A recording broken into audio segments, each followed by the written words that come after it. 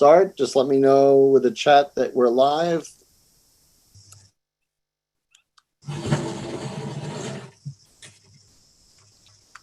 Okay, we are live. I want to welcome everybody to the Board of Selectmen meeting of Tuesday, June 16th, 2020, starting exactly at 7:01 p.m. tonight. In accordance with the requirements of the open meeting law, please be advised that this meeting is being recorded and broadcast over the Lunenburg Public Access Channel. The town of Lunenburg, in response to the COVID-19 pandemic, is currently following the guidance from the Lunenburg Board of Health, Massachusetts Department of Public Health, and the CDC regarding the virus and steps communities can do to prevent its spread. And all town facilities are open by appointment only to the public.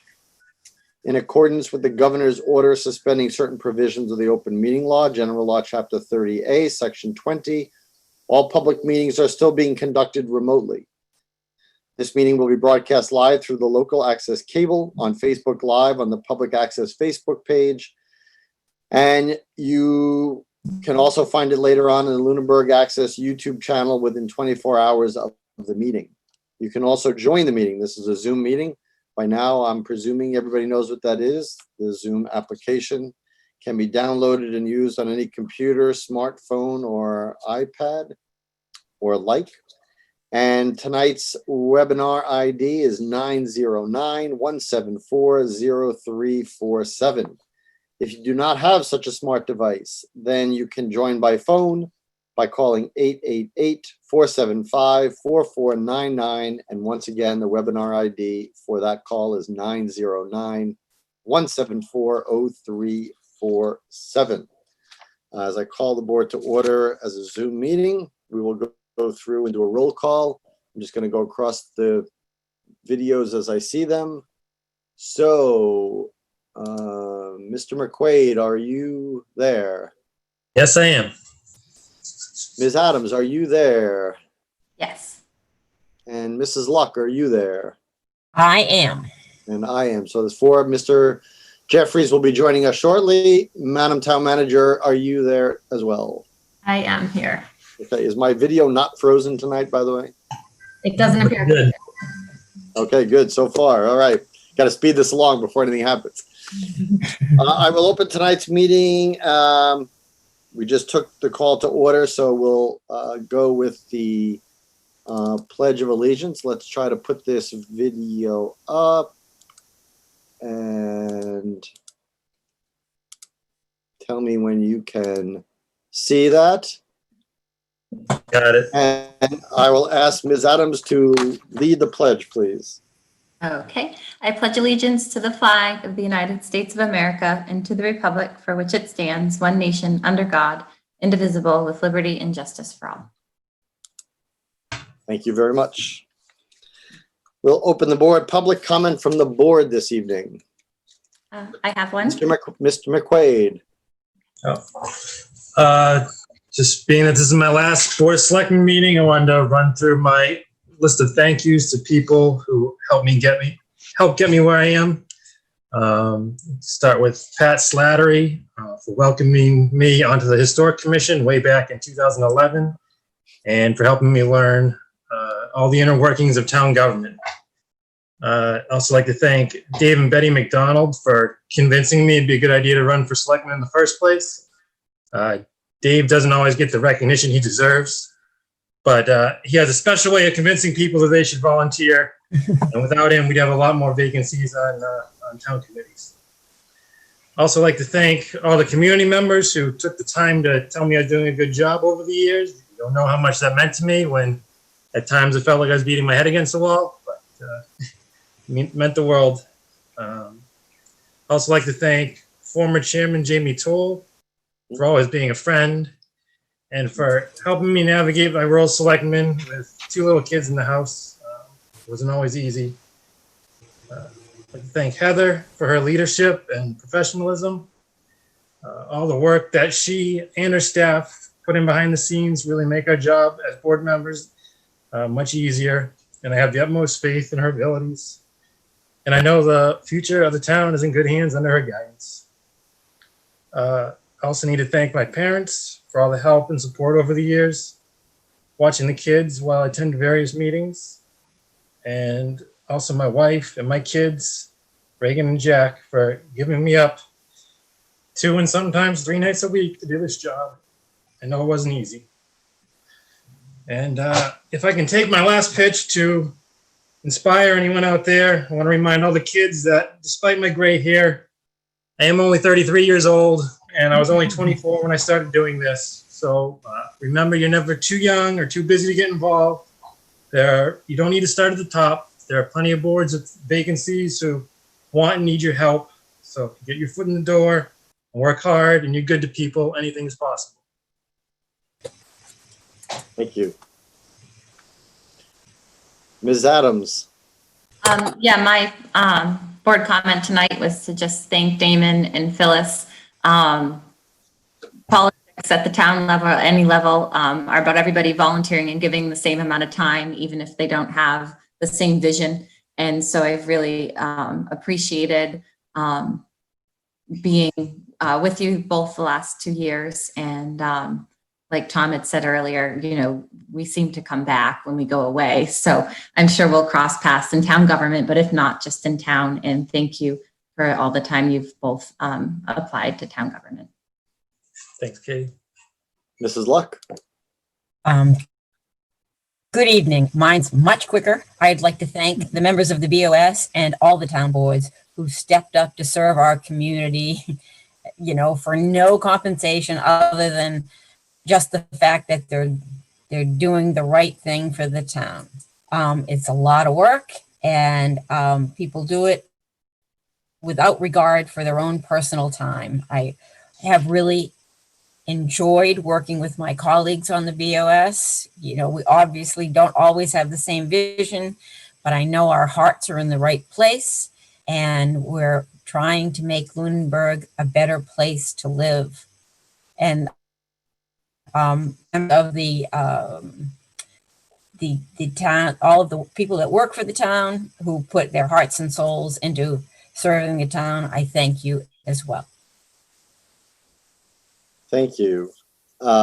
So as chair, I mentioned this if you were at town meeting. I want to go through and publicly thank both Damon and Phyllis for their tenures. I'll just give a little history of, as both of them have said, you know, it's not just you fill one job, it's a lot of jobs that people have filled over the years with lots of time, lots of energy. So just on the order they're on my sheet, Mr. McQuaid served as the Historical Commission from 2012 to 2013, served on the Planning Board from 2013 to 2017, served as a selectman from 2017 till today, served on the Capital Planning Committee from 2017 till today, Building Reuse Committee in 2014, TC Building Design Committee 2019 till the present. Mrs. Luck served as a selectman from 2014 till today, the Stormwater Task Force as chair from 2015 to 2020, the MART Advisory Board from 2014 to 2020, the Massachusetts Metropolitan Planning Organization from 2019 to today, Charter Review Committee from 2018 and 2019, and Land Acquisition Committee in 2019. That's a lot. I didn't do the math, the tally, but that's a lot of years of service. Those are a lot of meetings, and that's a lot of commitment, and I commend both of them for that. It's been a pleasure to serve with both of you on all these different capacities. I've worked with you on not only as selectman, but in all these other, lots of other capacities that I've listed here. It takes a variety and a comprehensive perspective of people to serve on the board, to serve the town well. And I appreciate everybody's perspective, even if we don't agree, but it's important to get that perspective and sometimes to stake your ground when you are in the minority takes the most courage. So I appreciate those times that you've done that as well. Never, when I've served with either of you, did I not think you had the best intentions and the best path forward for Lunenburg on your mind, and that's where your decisions came from and your ideas came from, and I thank you for that. I hope you both stay involved, even if not in a elected or appointed board, but by coming to town meeting, getting involved. Hopefully we'll see you on one of these meetings when we get to meet each other again in person. And I want to thank you for all your years that you gave to the town and all the time it took you away from your families. Believe me, I think we all know that. And I applaud you both for that. And I thank you very much for all that time and service. Thanks, Tom. Thank you. Any public comment from the public? Let's go to Madam Town Manager first. Just everyone said everything already, it seems, but I just myself want to thank both Selectman McQuaid and Selectman Luck. I do know that it can be a thankless job, and how many hours and meetings and how much time it takes away from your family and your loved ones. So thank you both. Heather? Let's go to Mr. McDonald. Can you guys hear me? We can. Yep. First of all, Mr. Chair, Madam Town Manager, and the board, I want to thank you for allowing us to come on tonight and talk. And my first, every time a selectman leaves, I always go in person to say goodbye and thank them. And this is the first time that it's kind of weird to do this. So Phyllis, I know you've been a selectman for 6 years. I want to thank you for everything you've done for the town. I wish you nothing but the best in retirement. And I sincerely mean that. And like I said, you've done a great job. Mr. McQuaid, you're like a son to Betty and I. I've seen you grow over those years helping this town. And we got nothing but love for you and your family. But on the other hand, the good news is I'll be working with you because you got appointed to be the architect for the Salvation Army in Fitchburg to rebuild. So again, congratulations on that. The other thing I just want to mention real quick is that we have an election coming up this weekend. And we're going to be out there hopefully trying to pass some paperwork out, get some volunteers going. I want to thank Chris Menard especially for putting a list together of all the people who want to run this year. And I think you guys might have a copy of it. I'm very impressed with all the people who want to run. There are 23 people running for seats this year, and I got to thank each and every one of them. It's a fun thing to do to give back to the community. And hopefully with everything going on in the world, we get a chance to reflect and see what's important in our lives, and giving back to the community, to me, is one of those things. So again, as far as the selectmen and everybody, God bless you all. Give you the power to guide us through the next couple of months. And Damon and Phyllis, God bless. Thank you, guys. Thanks, Thank Dave. you, Mr. McDonald. Thanks. Okay, any other public comment from the public? Just one announcement. I will just refer back to what Mr. McDonald just said. There is a list circulating. A citizen in town, Chris Menard, has done a lot of work in trying to compile everybody who wanted to run for write-in, since we didn't have a town caucus and it was very difficult for most people to get signatures on the ballot. So I thank him for putting this together. If you want to get this list, you can go to the Lunenburg Facebook election 2020 page. I think other people are circulating it. I think Mr. McDonald said that he'll be trying to hand it out at the polls. Obviously, somewhere as people enter with their car. To do that, I just want to let people know, because there's obviously a lot of write-in candidates for this year because of no caucus and very few nomination papers. This is what you will do. You will, in the box provided, you will write in the name and address if it's known. The address is not 100% necessary, but it helps them identify the person. But the name and the address of the candidate, and you'll fill in the oval on the ballot next to the person that you're writing in. You need to do both. You can't just write somebody in and not fill out the oval, because this gets put through an optical scanner and the scanner has to kick it out that how many write-ins there are. So that's very important. And then please, on the sheet that they're handing out, they ask to please be sure that you check the terms and the votes, because some of these, like the sewer commission, has 3 different terms on the ballot: one 3-year term, one 2-year term, one 1-year term. And so it's going to be an interesting process going through the balloting. And it is this Saturday, by the way. It opens at, I think, 7 a.m. and goes to 5 p.m. on Saturday at the TC Passios building. Okay, we have somebody on the phone. I don't know who this is. Guys. Okay, whoever's on the phone raising their hand, you are on. Hello, Tom. Yes. Oh, Dave Rogers. Dave Rogers. hi, Dave. Hi, gang. Thank you. I purposely waited until after town meeting because I knew that you had a great deal on your plate. So this is the first opportunity, and frankly, it's given me some time to cool down.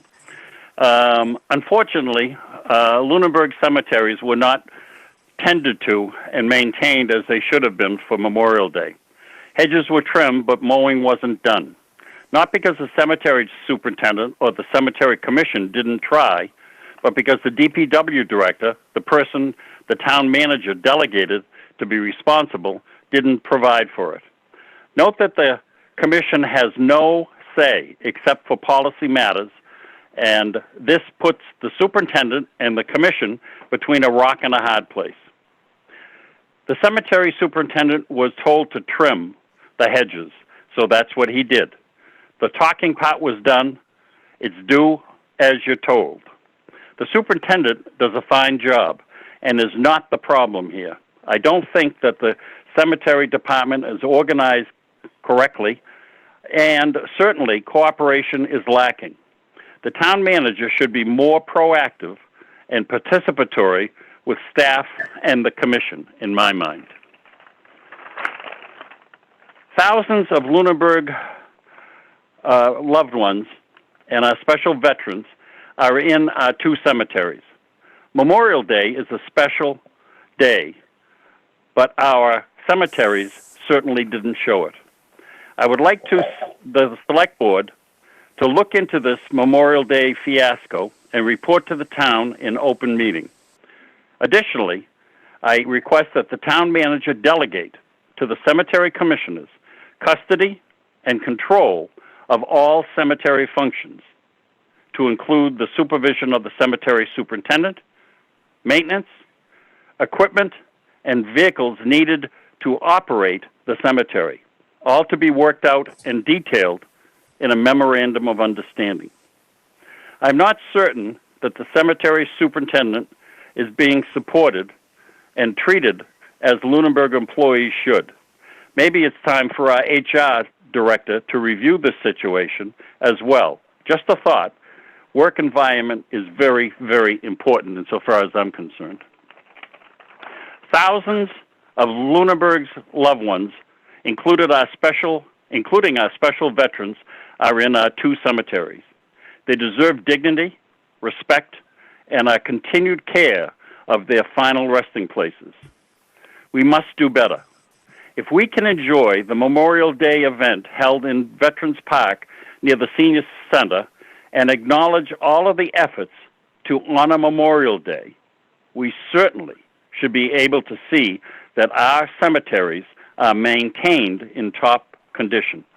I appreciate the opportunity to tell you my situation, my feelings, and I look forward for two things. The Board of Selectmen to announce in open session, as I said, the results of an investigation and the fact that the request for the town manager to delegate this responsibility to the commissioners of the cemeteries.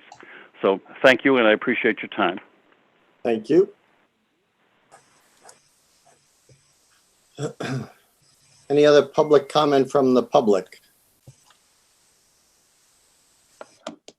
Okay, so we are going to, do anybody have any, do we have any announcements? I mean, I announced town election on Saturday.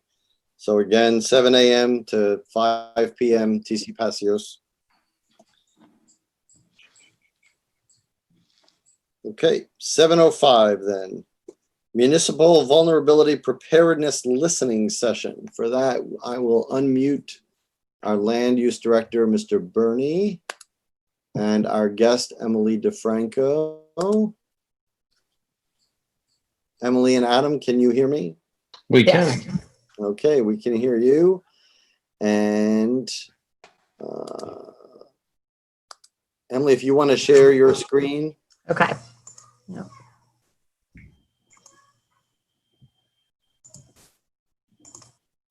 All right, can you all see that? Just gonna make it, there we go. Can everyone see that? I can see that. Can I? Yes. Yes. Okay. All right. Adam, do you want to say anything or you want me to just? Sure. I just as a way of introduction. So back before time became irrelevant, the town was granted, applied for and was awarded a grant for the Municipal Vulnerability Preparedness Program. This is to address climate change in the future, how it will affect the town of Lunenburg, and how the town might respond to it. The core team includes the DPW director, the police chief, the fire chief, the conservation administrator, the town manager, and the senior center director. We've met several times to prepare for this.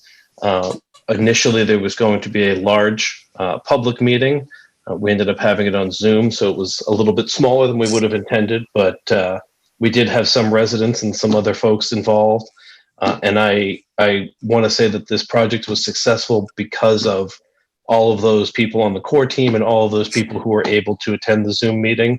And this report put together by Comprehensive Environmental Incorporated memorializes all of that. They've been great shepherds of us through this process. And with that, I'll turn it over to Emily to sort of run through the program and what we've done so far. Great. Thank you, Adam.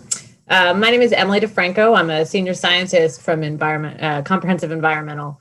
The purpose of this presentation is basically to discuss the results of the planning grant that Adam just talked about. And that's a planning grant that the town of Lunenburg received to perform a climate change resiliency assessment. Public feedback is encouraged as part of this process, and there will be contact information provided at the end of the presentation, and all the files from this presentation will be out on the town of Lunenburg website after the presentation. So agenda for tonight, this presentation will last for approximately 20 minutes and it provides a brief overview of the MVP program, climate change projections for Lunenburg, a summary of the planning grant results, and our next steps. So the MVP grant program, or the Municipal Vulnerability Preparedness Grant Program, provides support for cities and towns in Massachusetts to begin the process of planning for climate change resiliency and then implementing priority projects identified during this process. Communities who complete this MVP planning program become a certified community and then are eligible for MVP action grant funding and other opportunities on the other end of this. The MVP program is funded by the 2018 Environmental Bond Bill, which included over $200 million for climate change adaptation projects. So the steps for the MVP program start with obtaining a planning grant, which the town of Lunenburg did, then completing a workshop and a write-up of the summary of finding, which is what we're just getting to the end of right now.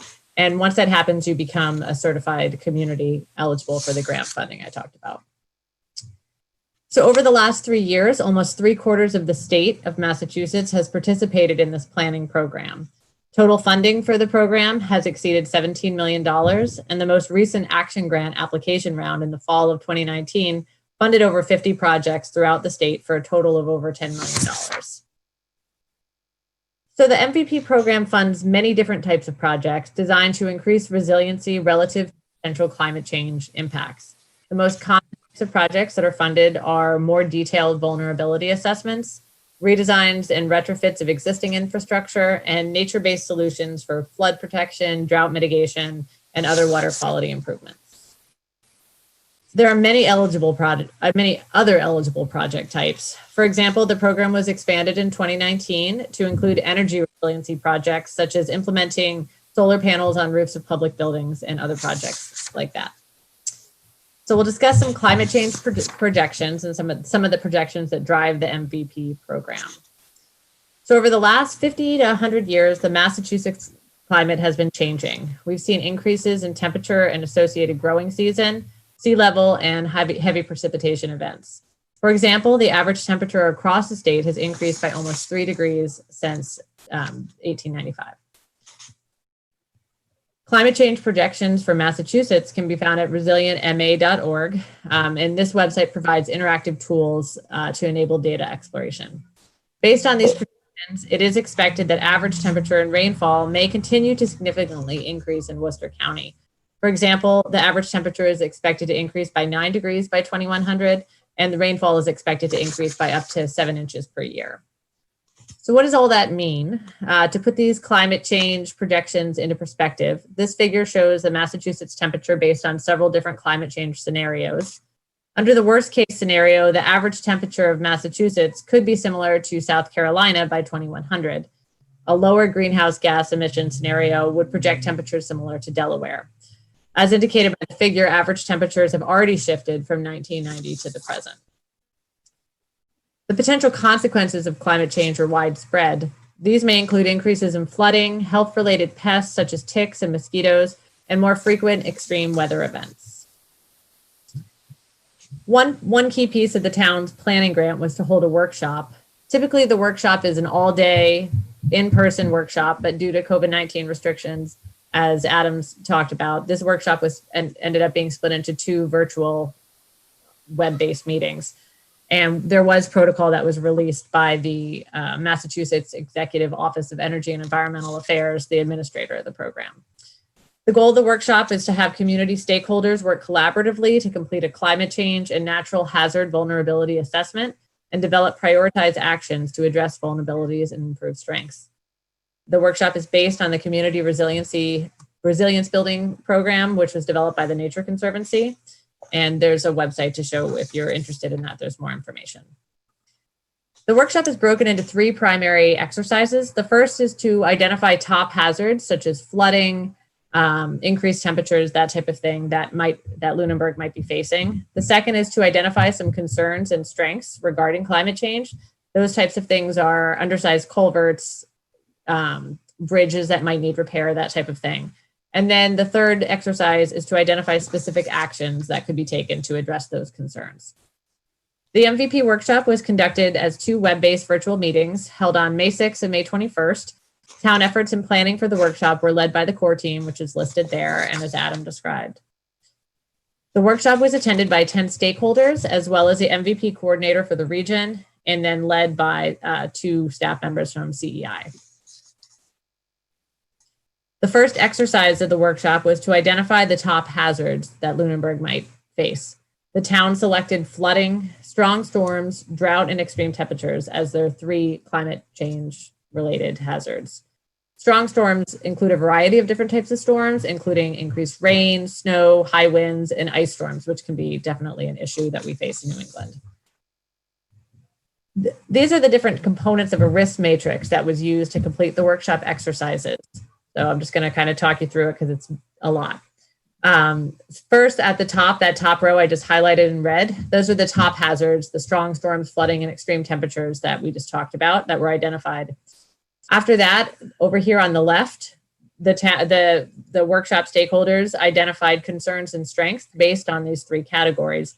And they were also broken down by infrastructural concerns, societal concerns, and environmental concerns.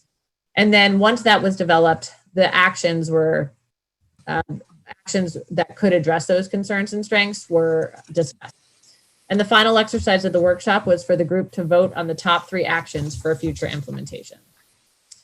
The top infrastructure concerns for the town of Lunenburg include, that came out of the workshop, include stormwater infrastructure, things like undersized and aging culverts that may cause road flooding, or roadway flooding in general, just due to low points in the road. And then certain parts of town were called out. Bridges requiring repair associated with flooding or high flows. Risk to emergency services if the single egress is blocked or flooded, and the public safety building and the DPW facility were both facilities identified as being potential hazards if their access were blocked. Fallen tree limbs that may result in local power outages. Septic systems in low-lying areas that might be at risk of flooding, and then the multiple sewer pump stations in low-lying areas, which also might be at risk of flooding. The top concerns in the societal category were first vulnerable populations. Some of the senior housing facilities are vulnerable to extreme heat and impacts from power outages. Senior housing facilities that have one egress or are in a flood-prone area that may have may be impeded for emergency response during flooding. Emergency shelters, especially for the senior population. The senior center has air conditioning, but cannot currently be used as an overnight emergency shelter for elderly population. So that was something that was discussed. And then flooding of key roads that may limit emergency access and isolate neighborhoods throughout the town, especially the areas around the lakes. And some of the public schools don't have air conditioning, and that population could be vulnerable to periods of extreme heat as well. The top environmental concerns that were discussed is phosphorus loading to the lakes. The potential for increased phosphorus loading to Lake Shirley and Hickory Hills Lake may contribute to additional algal blooms within those lakes. Conservation land. The town of Lunenburg already has criteria for open space and land acquisition, which is definitely a strength of the town, but those criteria don't currently include consider climate change. So that was something that was discussed. Forest management. For any of the town-owned forest lands, ensuring that they have forest and cutting plans in place. The agricultural lands in Lunenburg, the potential for impacts to agricultural lands due to climate change in general. Areas of town that might be at risk for high increased wind fetch issues that might cause some vehicles drifting on the road. And then any potential impacts to cold water fisheries. So along with the vulnerabilities, we also discussed the strengths of the town that already were in place when we're thinking of climate change related issues. The first is open space planning. As I mentioned, there is a recently updated open space and recreation plan, and it already identifies priority parcels for conservation. So that's a good step. Any riverine flooding in the town is pretty much limited to forested areas and don't generally affect roads. Most of it's limited to the areas around Catacoomog Brook and Mulpus Brook. And Unitil has an aggressive tree trimming program already to deal with power lines to prevent outages. So those things are already happening within the town. So once we got a list of all of our actions, then we began to vote on, what the people on that attended the workshop believed were the top actions. All of the actions are included in the report. These are just sort of called out as the ones that would be most important to address. First would be to address stormwater infrastructure. This would be sort of a phased plan of assessing, replacing, and then maintaining and restoring your infrastructure. It would build off the work of the 2020 Lunenburg Small Bridge Program assessment that already identified some culverts and structures that were at risk of failure, but it would also take into account rising waters and stronger storms, flooding, that type of thing that may occur with climate change. The second priority action that was identified was the electrical power supply infrastructure. The problem is that the supply lines have the potential to cause power outages due to damage from downed trees and limbs, and a lot of the electrical infrastructure is aging.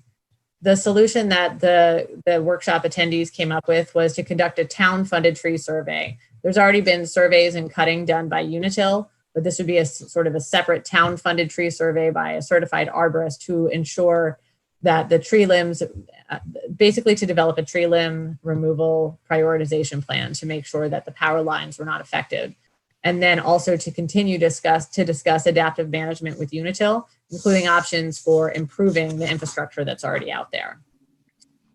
And the third top action that was determined by the group was to address the single egress at the public safety building. Right now, the public safety building houses Lunenburg's police and fire department, and there's only access to and from the building through one driveway, and that's it for now.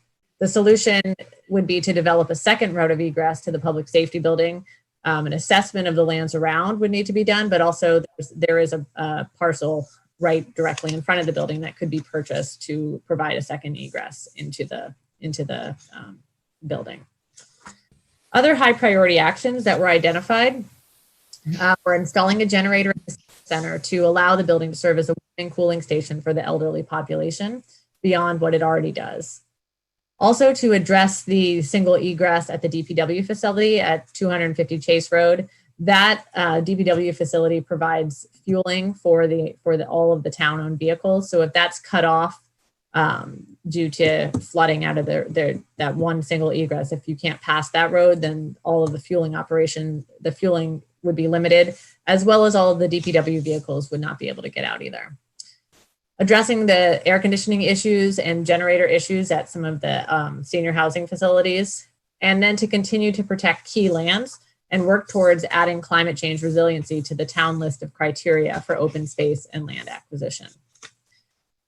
So upon completing this listening session, the town will receive designation as an MVP community and will be eligible to start receiving MVP action grant funding.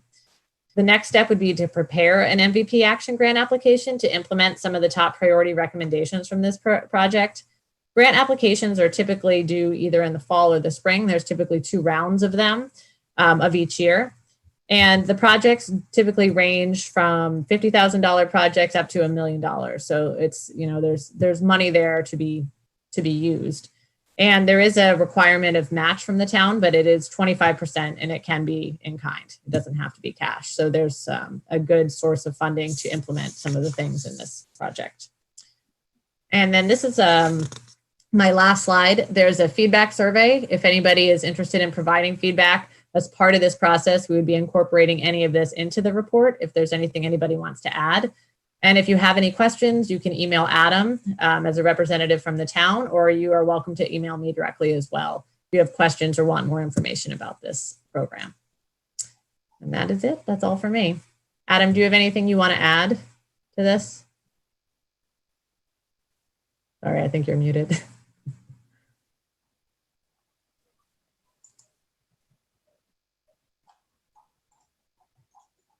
Tom, would you mind unmuting Adam? I'm in. Sorry. No, that's all right. I had to cough, so I muted myself. No, I think that really does cover it. The one addendum I would add is that it wasn't only people who attended the meeting who were invited to vote on the ranking. That went out to everyone who was initially invited to the meeting.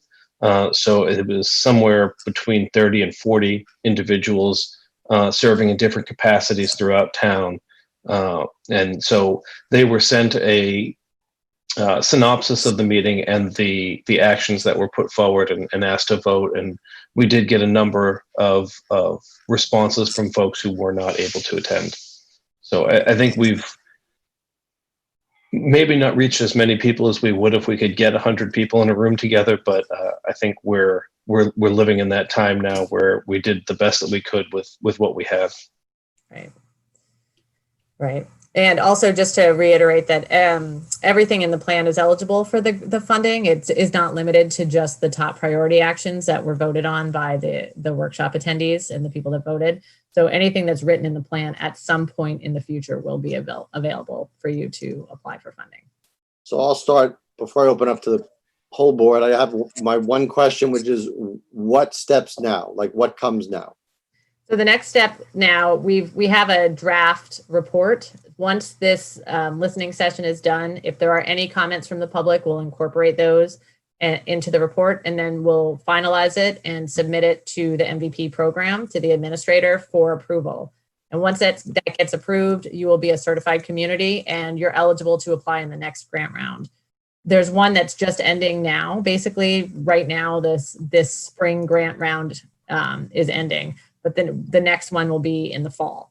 So this will give some time to develop, which specific ones of those actions you want to move forward with towards a grant. And we're happy to help discuss any of this with you guys and keep it on the deadlines and all of that. They come up quick. Okay, I'll open it up to the board. Mr. Jeffries. Yes, hi. Thank you for the presentation. I missed the beginning of it, but I think I came in at a fairly early enough time. You mentioned something in the analysis about an aging electrical infrastructure. Can you explain that a little more and the risk posed by that? Sure. One of the vulnerabilities that was identified by the stakeholders that were at the workshop was that some of the power lines, the brackets that hold the power lines are aging, that it's older wires, it's older electrical poles, that type of thing. So they would be more at risk if there were strong storms, if higher winds came through of being knocked out for power outages, or they also could be more likely if a tree limb were to fall on them to be knocked down. So that's one of the actions. We had somebody from Unitil actually involved in the discussion. We were talking about these things. And part of this discussion would be to work with Unitil to identify areas within their electrical infrastructure to, make sure that there are no tree limbs hanging over those sections, and also to really shore up and make sure that, you know, if they need to add brackets or what they need to do to secure certain parts of their power lines, that could be done. Okay, thank you. Mhm.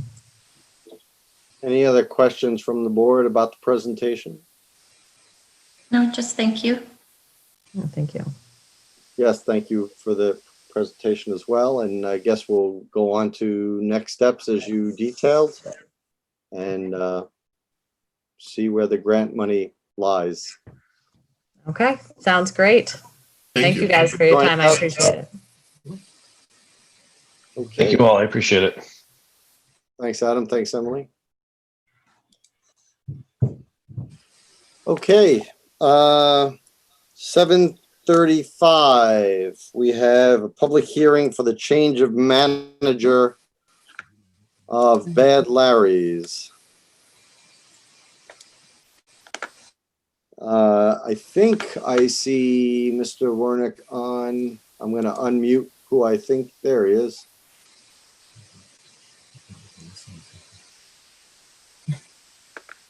Hi, Alan. How are you? Good. Can you hear me? I can. Excellent. I'm going to actually further identify you so people at home can see your last name too. Okay. So tell us what the change is, I guess. Or do I have to, is there a, again, I see this as a public hearing, but I didn't see the printed form that I should read for a public hearing, Madam Town Manager. Was that given to me?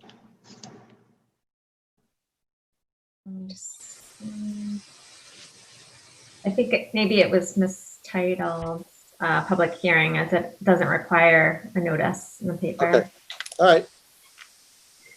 So let's call it a public listening then. So we're listening to you wanting to change your manager. So just tell us in brief, the details and from and to, and anything else we need to know.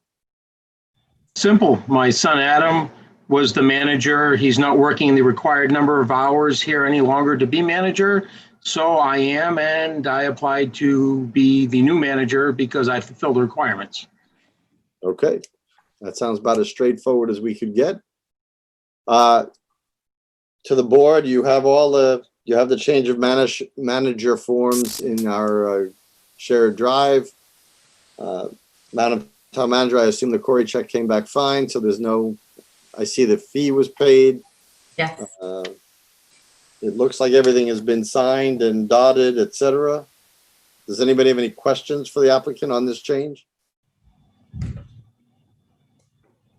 Seeing none, I would ask somebody for a motion regarding the change of manager request. Make a motion to approve the change of manager request for Bad Larry's as submitted. Second.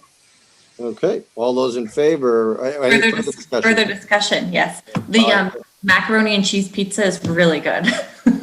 Excellent. Had it last night. I'm glad you enjoyed it. Yeah. All right. That's All right. Any further discussion? Any other menu items anybody want to go over first? All right, Mr. McQuaid, Aye. Ms. Adams, Aye. Mrs. Luck, Aye. Mr. Jeffries, Aye. and an aye from me. You are now dubbed manager. I don't have a sword or anything, but I would dub you so. Excellent. Thanks, Alan. You guys have a wonderful night. You Same too. to you. Bye-bye. Okay, 7:40.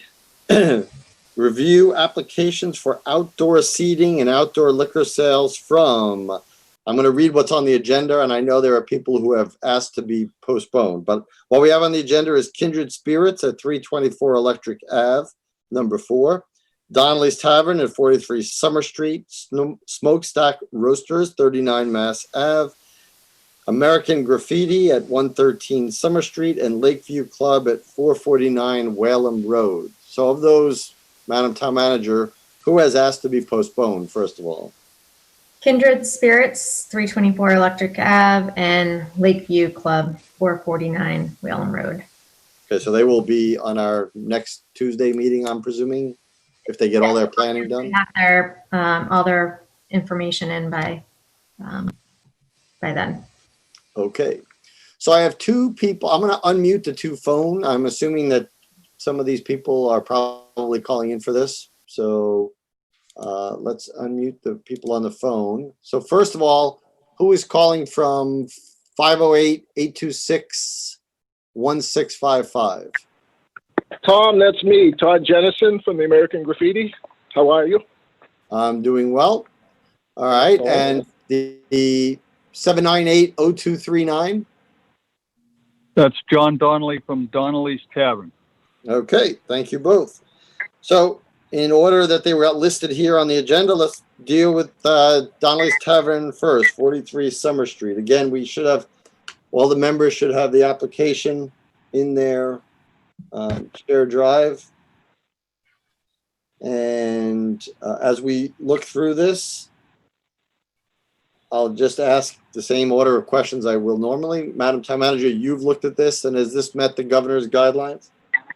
Yes, the first form that you see in all the applications was what Elaine put together for just certifying that they've read the advisories, and all those were attached to the information that they received, that they're certified that they will follow them.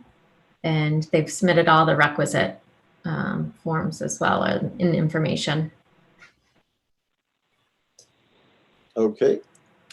I see on the last page, I see, well, this actually not the last page. Third to last page is the diagram of the outdoor seating, where I see, if my eyes are serving right, 8 tables of 32 people, 4 at a table. Am I reading that right, Mr. Donnelly? Yes, that would be correct. Those tables can also be separated for parties of 2, but the capacity still comes out to 32. Okay. I would open it up to the board if anybody has any questions or anything. I mean, you're taking, you're right off Young's Road, but you're saying you have a sidewalk buffer. Okay, so that's no problem. Sidewalk and a grass buffer, right? Okay, yeah. You have safety controls. Anybody have any questions for the applicant, given the submission and the plans? I have a question. Mr. Jeffries. This is a pretty, high traffic intersection. Where are your customers? Because this is a parking lot. Where are your customers going to park? We have approximately parking for about 50 cars on the Summer Street side. They can walk 60 feet, 60 to 100 feet down the sidewalk, or on the grassy part of the front of the building. And we have an entrance right next to that side of that parking lot with the tables. All right. And what is this parking lot normally? Employee parking? Employee parking. It usually parks anywhere from 5 to 7 cars. Those 5 to 7 cars that might ordinarily park there can either park in the rear of the building, or again on the large parking lot on the other side on Summer Street. So, as you anticipate traffic walking, I'm looking at a Google map of this. So, to visualize this, you're imagining that they're going to come from the parking lot, walk along Summer Street to access this area, or come on the back side of the building closer to Young's Road? They would come in the front of the building. Brand new sidewalks that we love to use. They can either walk on the sidewalk or walk on the 8-foot strip of grass right in front of the building. So either one would be appropriate. Okay. Any other questions from the board? No, Ms. Adams? just a comment. I don't think any of these circumstances are ideal. I think the patrons are probably safer in the building. But all of these business owners are just doing what's being asked by the state. So I feel that we're in no other position than to help them reopen and follow these, what in my opinion, sort of bizarre circumstances. But yeah, no, I mean, I feel like, yes, it's close to the road and all those things, but this is what the state has asked people to do. And so I would feel comfortable making a motion if people feel ready, unless other people have Well, something. if you feel comfortable, this is a great time for it then. Okay, I would make a motion that we approve this plan from Donnelly's Tavern for opening their outdoor seating. Do I have a Second. second? Any further discussion? My All only those in further fit, oh, I'm sorry. what? My only further discussion for my own motion is a part of me does feel nervous to have people outside close to the road, but it's a rock and a hard place. But they're not close to the road. There's a whole, that sidewalk buffer, there's a whole sidewalk before you get to the road on both sides. There's over 12 feet of space there. Right. Okay. Yeah, I would also just encourage that, I don't know how many people are walking down the sidewalk on a regular basis, and I'm sure that as you've envisioned the flow of people that you have them on your property, I just want to reiterate the necessity in making sure that people can walk down the sidewalk. Yeah, that sidewalk is free and clear. And again, they've been building the last 2 years, and I'm just glad that we have an opportunity to use them. Yep. Okay. All those in favor of the motion, the second, Mr. McQuaid, Aye. Ms. Adams, Aye. Mrs. Luck, Aye. Mr. Jeffries, Aye. and an aye for me. Good luck, Mr. Donnelly. Thank you very much. Appreciate it. You got it. Okay, we're gonna go again, the order they were in here. So let's go to Smokestack Roasters and Jacqueline. Hello there. Can you hear me? I can. Can you hear us? I certainly can. All right. So let's get, give us a moment to get to your application. And while you're doing that, you can tell us, Madam Town Manager, this was also reviewed again? Yes, it was. Everything in order except the clarification of the area, the size of the area for their outside seating. Sure. So we've got this side yard to the left of the building. If you're looking at it, it's chain linked with barbed wire actually. And it is entranced by the garage door to the left of our building. I think it's about 400 feet by 100 feet. And we've got 3 picnic tables out here now. We'd like to double that. So maximum capacity of like 36. We've got cameras to monitor it. There's no egress out to the parking lot or anywhere else. The only way you get in and out is through our garage doors into the building. Okay. So you have the additional plan. Again, it looks pretty straightforward to me. Any questions from the board? Then I would entertain a motion.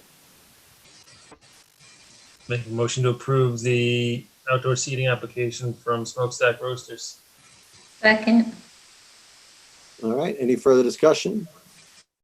All those in favor, Mr. McQuaid, Aye. Ms. Adams, Mrs. Luck, Aye. Mr. Jeffries, Aye. an aye for me. Good luck. Thank you kindly. Okay. And now American Graffiti. Todd, are you there still? I am here, Tom. All right. So, Madam Town Manager, same question, everything in order? Yes, everything is in order. Okay, so this one is 24 seats. All the plans approved. Following all the guidelines and where, okay, let's just look at this. Okay, so parking is there. Okay, that looks pretty straightforward. Excuse me. Any questions from the board about this layout? Hearing none, I would entertain a motion regarding the application from American Graffiti for outdoor seating and alcohol sales. Make a motion to approve the application from American Graffiti as presented. Do I have a second? Second. Any further discussion? All those in favor, Mr. McQuaid, Aye. Ms. Adams, Aye. Mrs. Luck, Aye. Mr. Jeffries, Aye. and an aye for me. Good luck, Todd. Guys, thank you very much. Thank you. Have a good night. You too. Okay. Interviews, appointments, reappointments. Well, are there any other reappointments, interviews, or anything except for the reappointment schedule that follows it? No. Okay. So, annual appointments by the Board of Selectmen and Town Manager. Annual appointments. Here we go.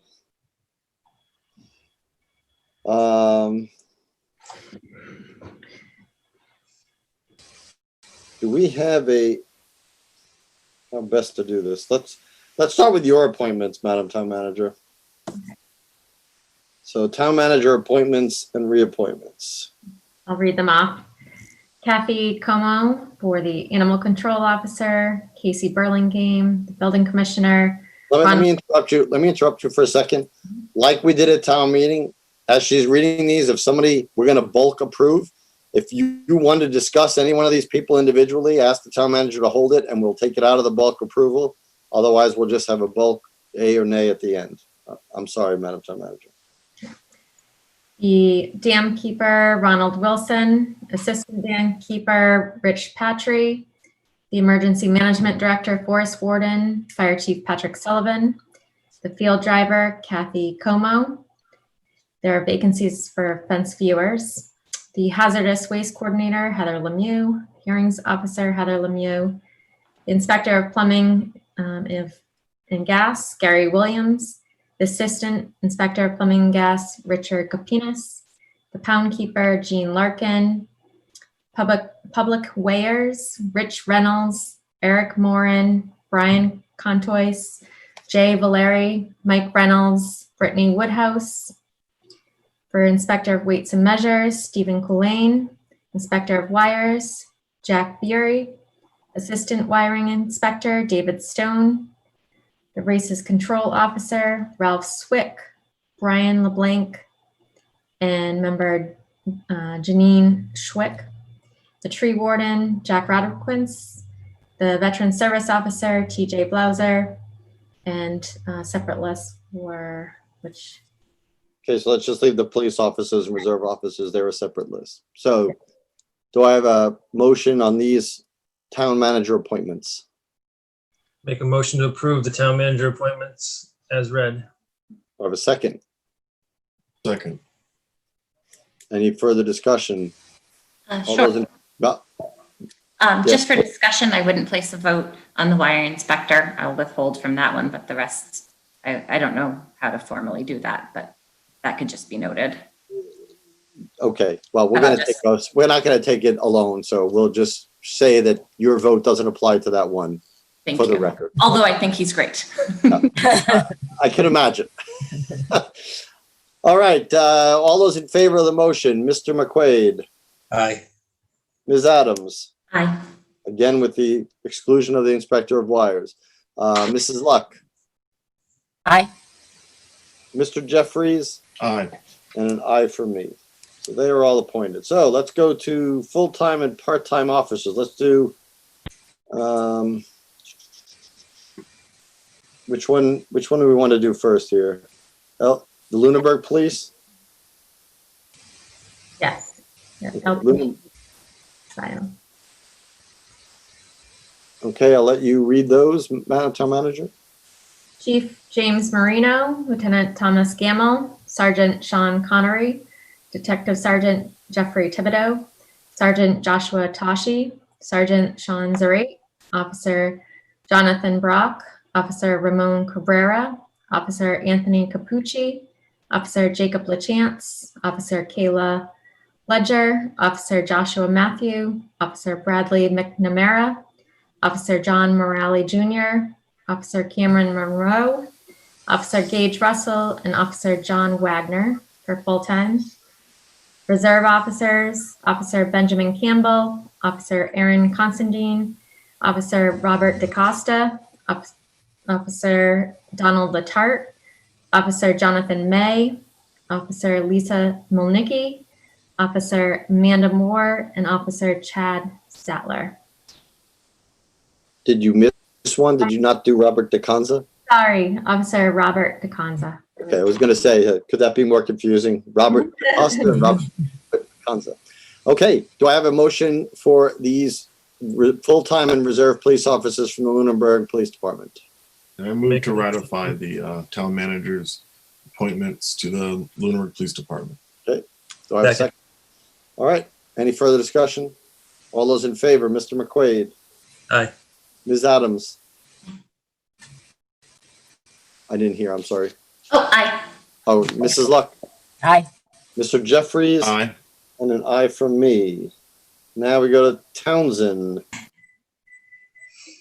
So the special police officers are Chief of Police James Sartell, Lieutenant Mark Giancotti, Sergeant Kimberly Matson, Patrol Officer George Reedy, Patrol Officer Mark Francis, Patrol Officer David Phillips, Patrol Officer Jeffrey Giles, Patrol Officer Michael Marchand, Patrol Officer Christopher Lowe, Patrol Officer James Landy, Patrol Officer Eric Medica, Patrol Officer Christopher Tucker, Reserve Officer Tony Brennan, Reserve Officer Christopher Van Vahoris, Reserve Officer Austin Cody, Reserve Officer Thomas Khalil, and Reserve Officer James Marchand.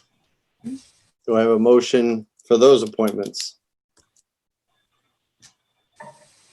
Sure. I move to ratify the town manager's appointments as special police officers in Lunenburg. Do I have a second? Second. Okay, any further discussion? All those in favor, please say aye. Mr. McQuaid? Aye. Ms. Adams? Aye. Mrs. Luck? Aye. Mr. Jeffries? Aye. And an aye from me. Okay, have we gone over all your appointments, Madam Town Manager? Yes. Okay, so now we go to our appointments, correct?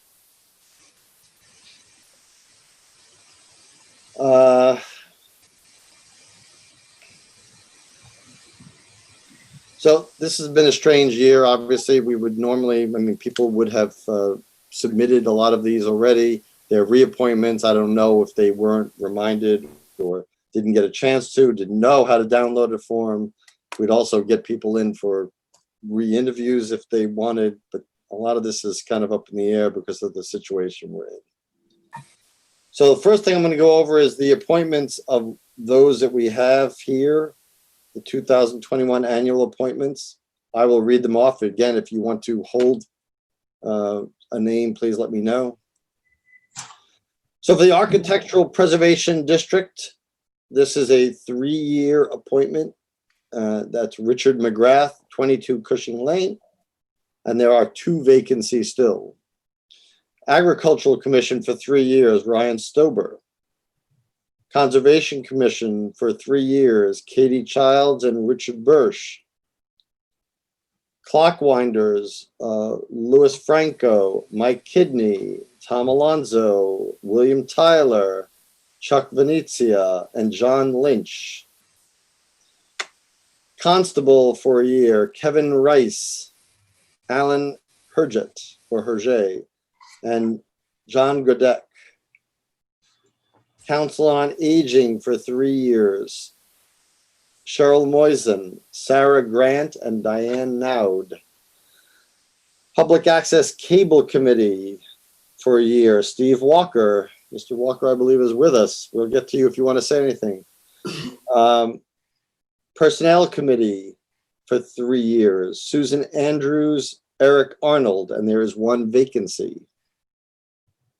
Senior Citizen Property Taxation Work-Off Program for a year. Mylene Malari, Sue Doherty, Sheila Cragen, and there's 1 vacancy. Town Council for a year, Mead, Tellerman, and Costa for General Council, and Miracle O'Connell for Labor Council. Zoning Board of Appeals, a 5-year term, Alfred Gravel. And those are ours. They had all the reappointment forms on here. So if anybody has any, I'll ask you, Mr. Walker, since you are here, and Mr. Bursh, you are here. I'm going to unmute you if you would like to say anything. You don't have to. I'm just offering. Let's see if we can unmute here. Steve, are you there? Yes, I am. Can you hear me? I can. 3 things. 1, thank you for the privilege. I've been there for about 6 years and looking for another 3. Secondly, I would like to bring to your attention that the 3rd channel, the education channel, should be coming online on Thursday after a lot of work by a lot of people, which we appreciate. And I would like to remake the appeal. Can we please have our permanent space as soon as possible? Thank you. Excellent. Thank you. Mr. Bursh, would you like to say anything? No, just thank you for the opportunity to serve. At this point, I've done it so long, I wouldn't know what to do with my 1st and 3rd Wednesdays if I stopped doing it. So, well, luckily you don't have to find out anytime soon. All right, I would entertain a motion from the board. First of all, thank you both for coming here and speaking, and thank you for your continued service to the town in your various capacities. So I entertain a motion, Ms. Adams. Sure. I just wanted to make a comment. For the past couple of years, we've worked on trying to improve this process, and this year is obviously no year to have done that. We have many vacancies, no caucus for elected positions, and just grateful for anybody that can be there to keep all these boards and committees full and operating. But I hope that next year, if we're operating with sort of a normal government environment, that we do bring back some attention leading up to this night, that there is opportunity for people to get involved with appointed positions. They're not, a guarantee, and we had hoped and intended to have a process where there'd be some type of advertisement that would be respectful and thankful for people who are reapplying, but also to let the community know that there's opportunity there, just like there is in an election, for there to be changes in participation. And obviously this is no year for that. And I just wanted to bring it up though, because I think it is important to keep that in the back of our mind to try to improve people's awareness of their access to these positions, that they're certainly not something that should be guaranteed to be renewed. And that's sort of been the trend. But it doesn't apply this year, but I think it's something that we need to hold on to. Sure. Mr. Jeffries. Yeah, I would just like some clarification. So looking at the list, where did we post these positions as being up for appointment? They are not actively posted. They've never been actively posted anywhere. So the process that we worked on last summer, I think a copy of it, I'm looking at a copy of it here in the drive. I understood it to be that the appointment process would be the 2nd or 3rd discussion, and that the first discussion would be the list of positions that are available. Appointment list created for 1st June Board of Selectmen meeting, along with talent bank forms provided to Board of Selectmen in meeting packet, and then late submissions added to 2nd and 3rd BOS meetings in June. Did I miss that first round? No, we did not follow this process because there's no normal process of anything right now, because getting to people has been difficult enough. So no, we did not follow it. I think that's what Ms. Adams just referenced. Thank you, Michael, for bringing up the formality of it, because we put a lot of thought and effort into try to creating this, and we didn't even dabble with trying. Madam Town Manager. I just want to add that the executive assistant did contact all the the persons that had submitted talent bank forms in the past, and she did not receive any response. And those same talent bank forms were forwarded to the chairpersons of those committees that they were interested in serving on.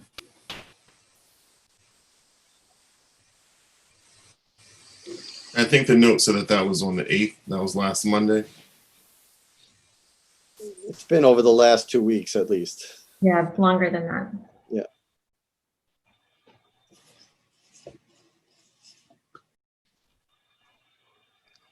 Mr. McQuaid. Yeah, just echo what Katie and Michael said about I think the importance of the process that we hammered out for all the work we did last summer talking about this. And I know this year is different, but I would really look forward to this being a multi-meeting process as we laid it out. So, I mean, I know we didn't get any response back from the people who had submitted talent banks before, but the whole point is to let people in the community know that these are things that are open and give them a chance to respond and apply.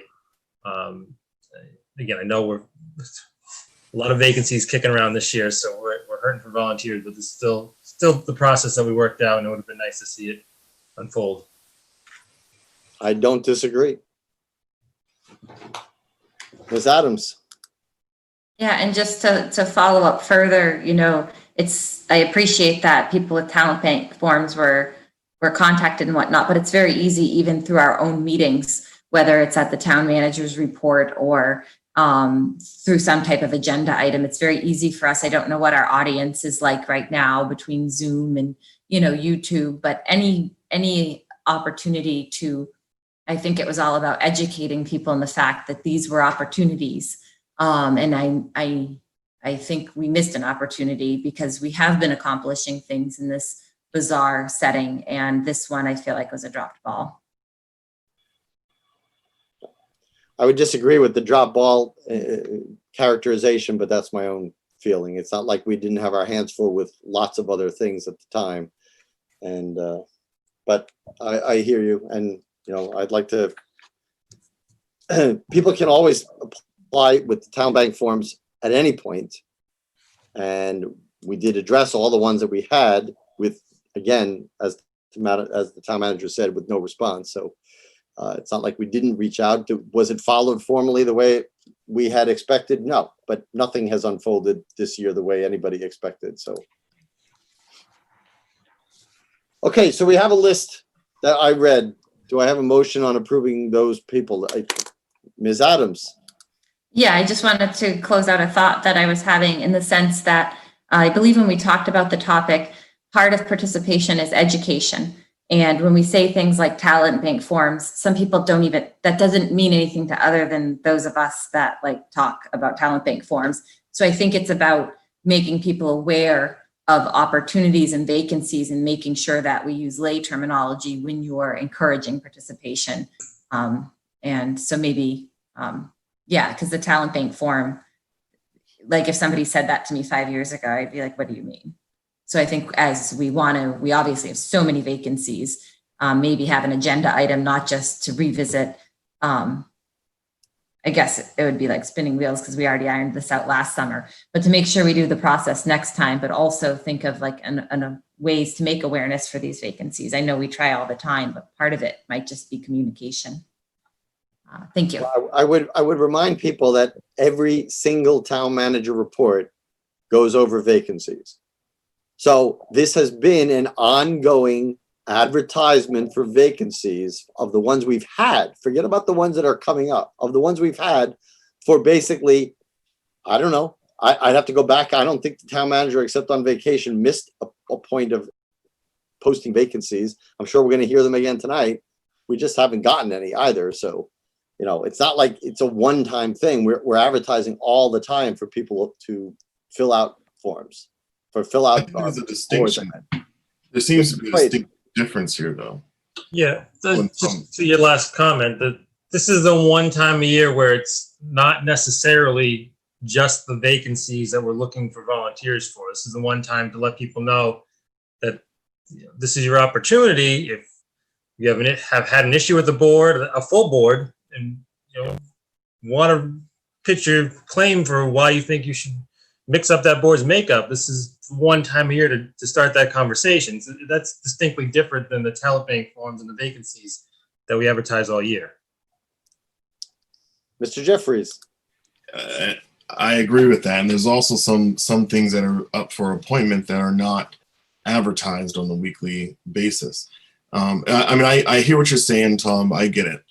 We've all had to make adjustments, and it just seems that this is something that I think I need to put this on my calendar, so that way I don't, going forward, that I'm aware that this is coming up, and that we don't find ourselves in this position. I think that there is concern. Right now, people are home, they want to volunteer. Maybe someone doesn't want to join some of the committees that we've talked about, but maybe someone wants to be a constable and didn't realize that this was their one chance. Not one chance, but this was an opportunity throughout the year to kind of be appointed to do that, or et cetera, other positions. We spent, coming on the board last year was a little confusing to me on why, as a first matter of duty, we make all these appointments. And then what was the process that we were following. I think that was seconded by Katie, and I think we all remember that discussion. But the point is that we're appointing people for roles that many residents in town, we need our government to keep going. So it's like we don't have much choice but to do it. But that's kind of the problem, is that we don't have much choice but to do it. Any other discussion? I think we hammered home the points, so I'd make a motion to approve the annual appointments as presented to us. Do I have a second? Any further discussion? All those in favor, Mr. McQuaid, Aye. Ms. Adams, Aye. Mr. Jeffries, Aye. Mrs. Luck, Aye. an aye from me. At the end of this, I will announce, well, I won't have to announce the vacancies. The town manager will announce the ones that still don't have appointments.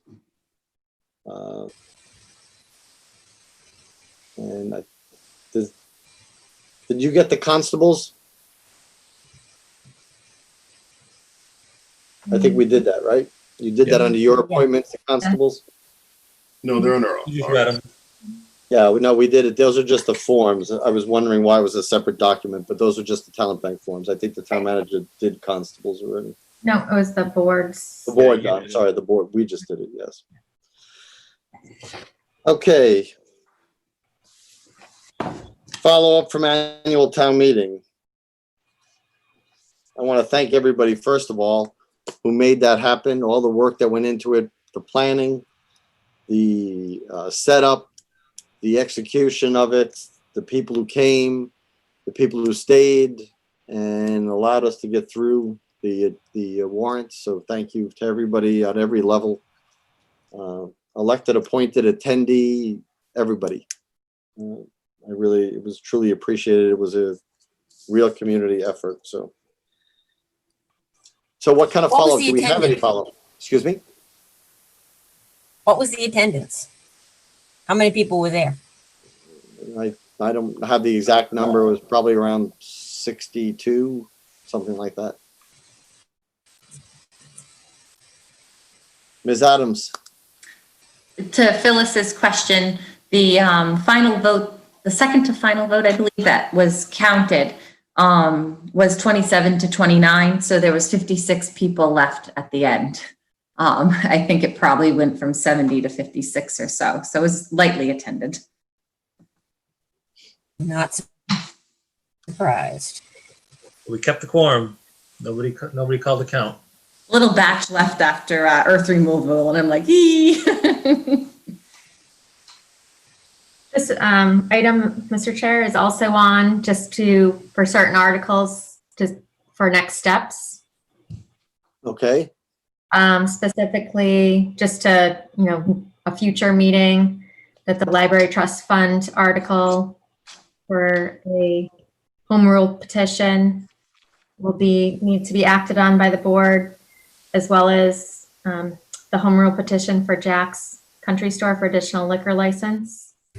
What was the first home rule petition one? The library trust fund. Oh, the library trust. Okay. So I'm assuming, Mr. Costa, you're working with Mr. Costa to draft those things that we have to sign? I will be. Okay. Yeah. And the big one would be earth removal. So, that's all. Okay. Ms. Adams? Yes, Heather just brought up earth removal. Some town members are very enthusiastic that they wanted us to keep it. The board was split. Now that we really tried to give it away twice, we still have earth removal. I think we want to set up, an understanding. Do we want to bring new bylaws to fall town meetings so that we can operate under something that's more realistic?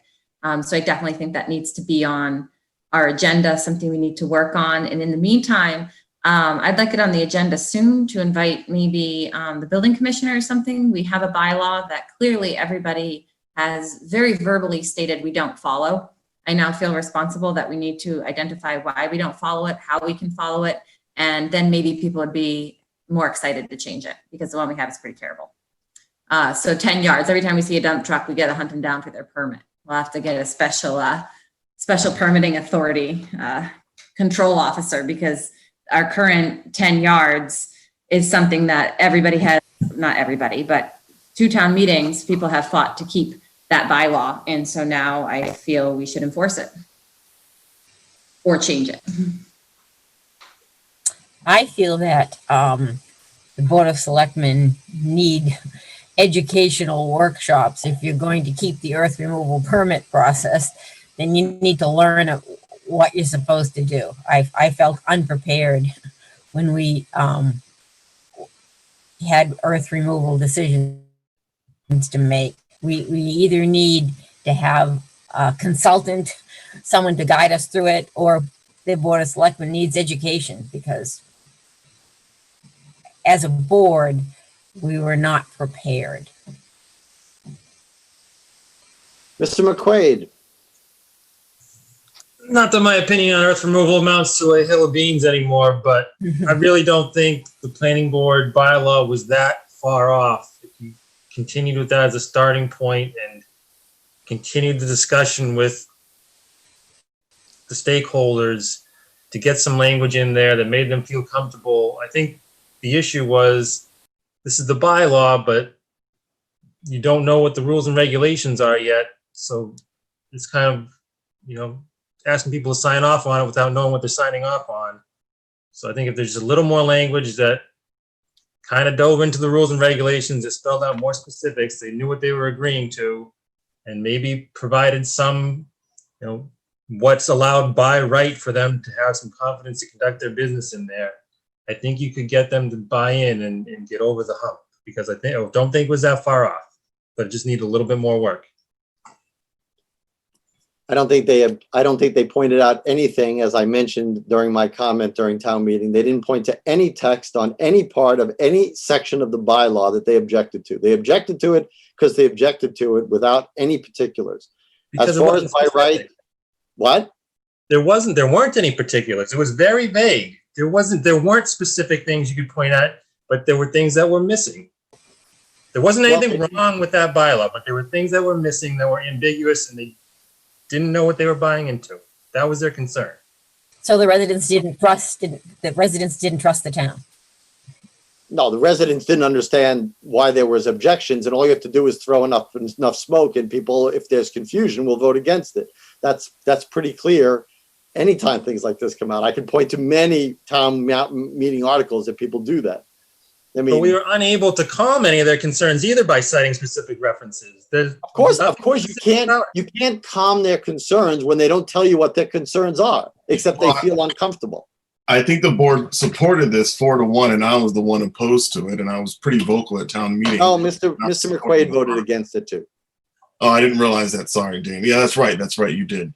But as far as going into the meeting, as far as our recommendations go, but what I want to point out is that it's about the process that when we recognize, I don't think the answer is to start flagging down every truck. And while we I don't either. I know you were being a bit facetious there. But yeah. I recognize that. But I mean, I don't think the answer is to do that. I think the answer is that we all recognize a problem, and it starts with sitting down with the people who are being affected and then working that way, and not to sit down and develop a set of rules and then turn to the people who are doing this work every day and saying, what do you think about it? Because then it's like, whoa, like this doesn't even begin to start. And Damon brought up a really good point at town meeting, which is we have large industry in our town that does earth removal, and we don't seem to be encouraging that business as much as we are restricting the business. And we could have put before the town amendment that simply said we're increasing the threshold and we're switching authority, but we didn't do that. We only put before an article that said we were switching authority. So the alternative was give the authority to the planning board, option A or option B rather, or the other option is, and give it to them with a whole bunch of rules that you don't understand. Okay. And I think we can do better. We can sit down with them and make sure that, and understand, as I think it was Mr. Proctor mentioned, that there's problems with the existing bylaw, is to sit down with them and say, well, what are these problems? And how do we address If I remember correctly, and Mr. Burney is not here, unfortunately, but I think they were invited to several points in the process. I see you, Katie. In very particular points to provide their input. It was not that like they were excluded at all. They were asked for their input. These bylaws were compared to other towns' bylaws, and we don't have a huge earth removal area. We only have 2 companies in town, one of them being a huge operation like Keating, and Mr. Proctor has the other earth removal. Do you know of any earth removal permits? I think that there were several gentlemen there who moved. There were people there who do it, but they don't have any permits, and they've never gotten denied a permit. Does anybody on this board who's on this thing know of one instance where an earth removal permit that was requested was denied? But well, then why are we changing the process? Audience are worried that the new bylaw will affect them. But they didn't point to the Keating are not the only people who do that. But you have to be able to point to the words that are changing it. You know, the bylaw is ancient, that bylaw, and we were modernizing it. That's all that text does. It gave specifics. It clarified things that were very vague and very ambiguous, and we tried to make them more clear and making things more clear takes more words. So it looked longer. Ms. Adams. Yeah, I just wanted to bring some clarity. You already did a bit in terms of, Adam not being here to give input. I was at the planning board meetings. I was following along a specific earth removal permit as a citizen at that point. And I was there when they had public hearings that were designed for the stakeholders, for the people affected. And they were there and they did give input and they did help with crafting the bylaw. And so this process, Michael Ray, that you talk about needing to hear from the stakeholders, needing to sit down with them, that occurred. They didn't like the one that went to last town meeting. And then the planning board worked quite a bit on this process to, come up with something that would be more palatable. And I think it was probably well summarized by Chairman Allison when he got up at town meeting and said, as the chair of the board, he said, we didn't ask for this. We asked them to take it. They didn't come to us and say, can we take the earth removal permitting authority from you? So they put in a lot of work, a lot of time, had public hearings, heard from a lot of people. And so a lot of time, effort was applied to this to try to have a better outcome, specifically having less redundancy for things like the engineers, like we talked about at town meeting, getting this permit in sync with other permits that are similar. So I think we really lost an opportunity because working on it again, it's like, what's the magic formula for getting it in the right place? And I can't speak, for another board, but they tried twice to help us get, move this over. And, 2-2, we didn't support this own effort from our end. So I think what we need on the agenda is, okay, it's our authority. We, like Phyllis said, I think need more input and structure next time we're faced with one. and set up guidelines to say, you know what, we need to hear from the building commissioner or someone to help walk us through the information in the future. So I think we throw it on as what are we going to do, not how are we going to get rid of it, or how are we going to, you know, how are we going to do a better job at this authority that we have been asked to keep. Mr. McQuaid. I would just say, just because they had listening sessions and were invited and gave their input doesn't mean they agree with the final outcome of the bylaw. And I think Ms. Adams has attended plenty of listening sessions too, where she didn't like the final outcome of what the workshop was. It doesn't mean they agreed with the final language just because they were invited. Well, clearly they voted against it. I would still ask you, and I would ask, what did we learn from them, aside from the fact that they voted against it? How would we go back and make it better? And it's not going to be by right, because you're not going to get an earth removal permit by right, because it really depends on where it is. Mr. Jeffries. I don't think anyone was asking for a permit by right. I think that was clearly what was asked for, Mr. Jeffries. That was not my interpretation. But you know what I think that what I heard and what I was and what I'm in support of is that this board has a responsibility to do earth removal, and this board has not engaged the people who do earth removal. We said, why do we have this responsibility? We shouldn't have it. This should be better with the planning board. So planning board, how about you guys take this on and figure out what rules you want to have it under? And what I'm saying is that we don't have people around town complaining. That's not how this started. I don't remember that being the backdrop for it, as much as it was this doesn't make sense that it's sitting on our plate. It makes more sense to do it another way. And I think that for the people who are affected, that we should have a conversation with them to review not the bylaw that failed at town meeting and how to improve it, but what our current bylaw is and what the problems are with it. And I think that type of discussion can help us move in the right direction, and we have a better understanding of, given the current rules, of how to move forward. I mean, it's obvious that we cannot enforce 10 yards, needing a permit. We can't enforce that.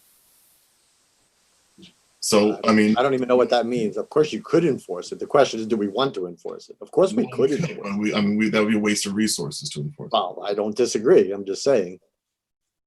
Ms. Adams. I think the most important thing for us to focus on is that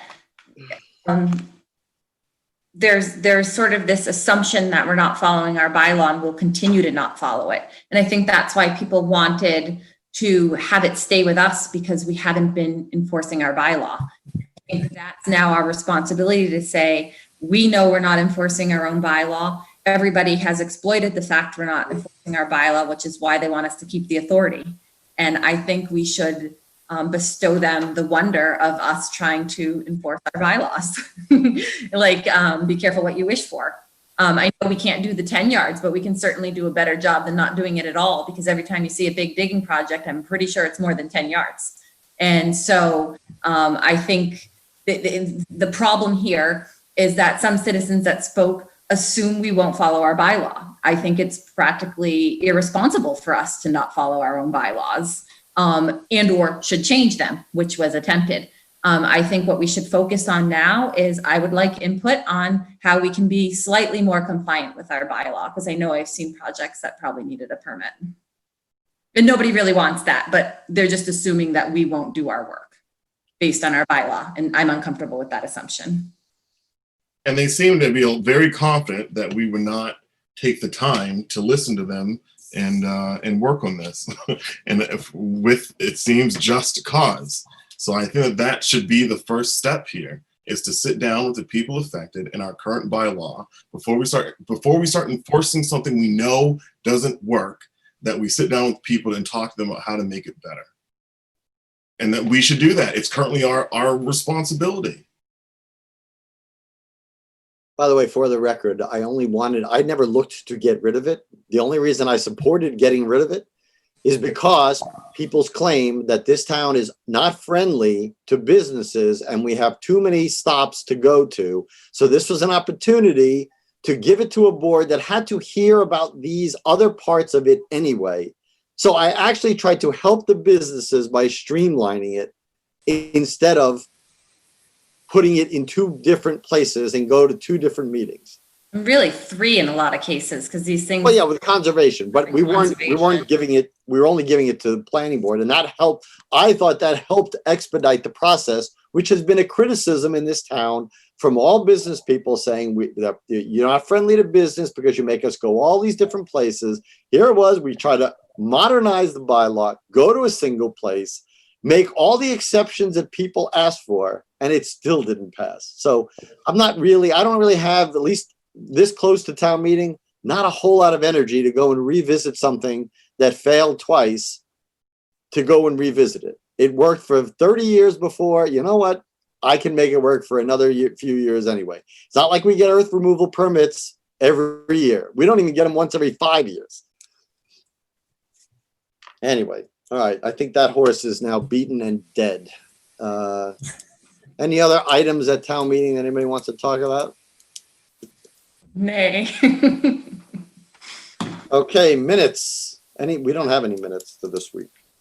Warrants. I signed warrants last week in the amount. So there was the fourth quarter water department commitment of $9,630.44, and accounts payable in the amount of $472,101.30. Payroll deduction in the amount of $553,909.92, and payroll in the amount of $835,525.18. Any action item issues? Ms. Adams.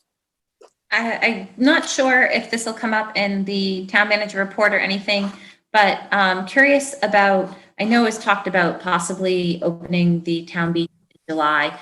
That's really not far away. So I'm looking for little updates on that. In terms of a lot of things that have happened with these closures and with changes with school, remote learning, the closure of the town beach, I feel like there's a real problem right now with access and equity. And that's part of a concern of mine, and hoping that we can recover part of the summer for folks, maybe get some swimming lessons up and running. My children are taking private lessons right now and have a lot of access to water and different things, but there's a point here where the municipal shared spaces are closed, where there's a real lack of access, and I really want to put some attention on, especially something like the town beach with swimming lessons, see that we can get that up and running, maybe shift the season a little bit, so that everybody has the chance to, access a swim lesson or, cool down on a hot day. Any updates on the town beach? Through you, Mr. Chairman. Last week, I had updated the board in my COVID-19 updates that the town beach, that would be brought up by the Parks Commission in their July meeting. So sometime around mid-July, they're meeting to discuss that again. And at that point, I hope the guidance is different, that is not as stringent and restrictive as it is currently for town beach requirements.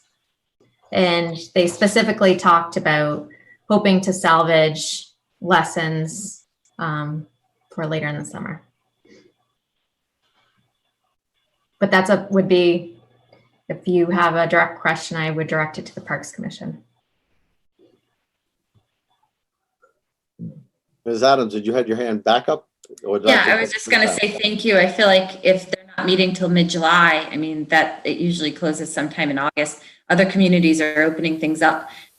If we let this process get completely lost, there's just a huge problem in my mind with access and equity. And I think we should, in terms of the committee that's supposed to be working on reopening and stuff, I feel like we should be a little bit more aggressive with looking for opportunities to restore municipal access.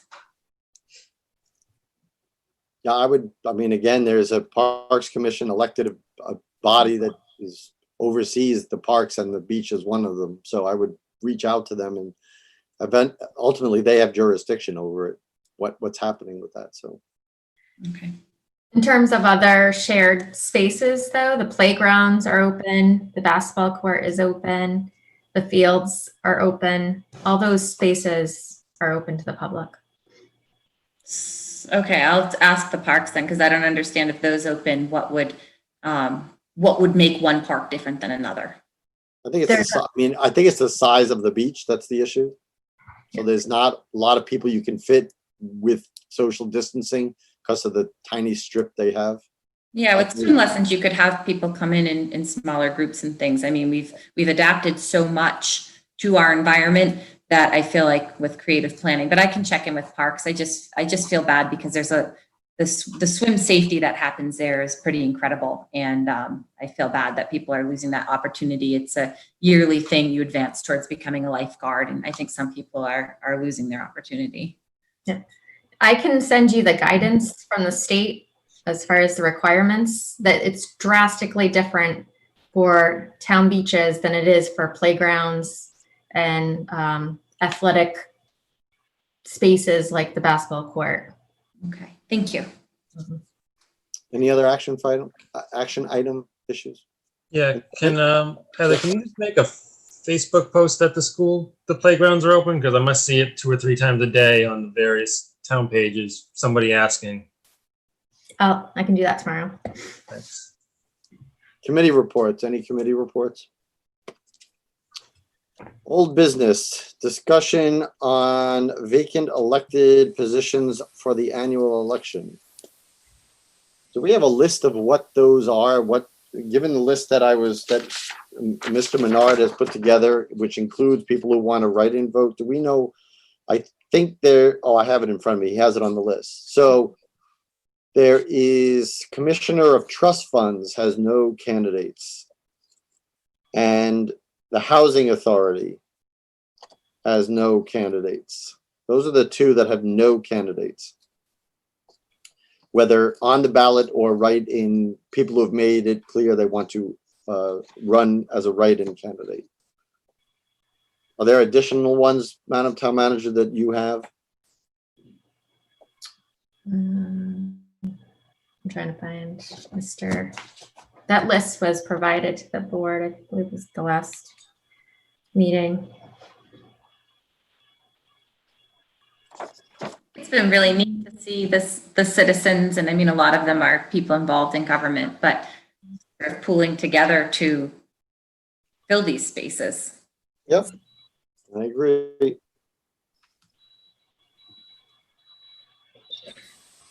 I'm sorry, Mr. Chairman, which ones did you say the write-in? Commissioner of Trust Funds and Housing Authority were the only 2 that I had that didn't have anybody running for them. I have this. There's one person I think on that list running for Housing Authority. Mr. Menard. I got this as of today. I mean, unless that got edited today, I got this list today. So.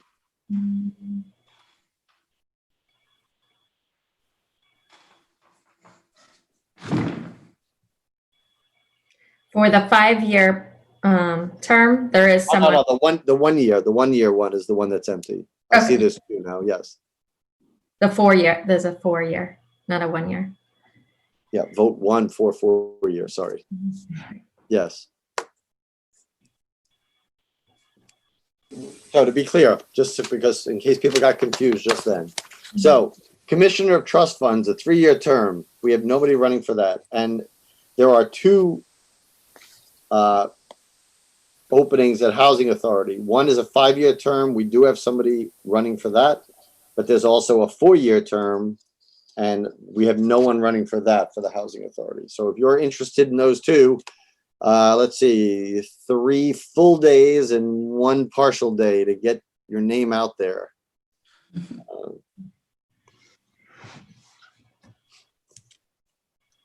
You could also fill out a talent bank form to be a fence viewer. Yes, that's an appointed one, right? Yeah. I might take that one up. Yeah, I was going to nominate you during all that, but.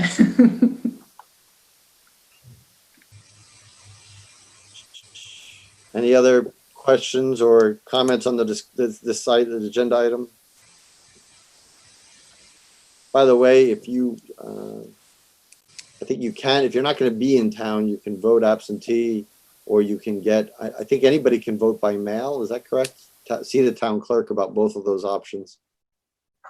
Yes, because of COVID-19, anyone can get an absentee Well, ballot. except there's a cutoff, because in order to get it by Yeah, mail, right. you have to be able to get it from the town clerk by mail and return it. Yeah, So it's probably already passed. yeah, you're very, But if election. town, you're very close to it, so.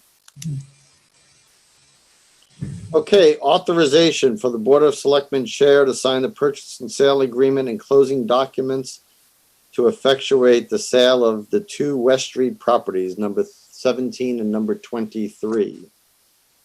I would- Manager, Oh, do you have, I mean, want anything to comment on this? Or is it? I was just going to straightforward? make a motion to authorize. We're not ready for that. Yeah, basically, this is another precaution to not have to have 5 people go in to sign the same document. So it's a coronavirus provision that's allowed.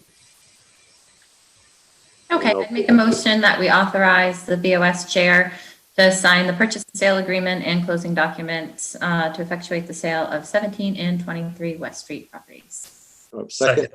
Okay. Any further discussion? All those in favor, Mr. McQuaid, Aye. Ms. Adams, Aye. Mrs. Luck, Aye. Mr. Jeffries, Aye. an aye from me.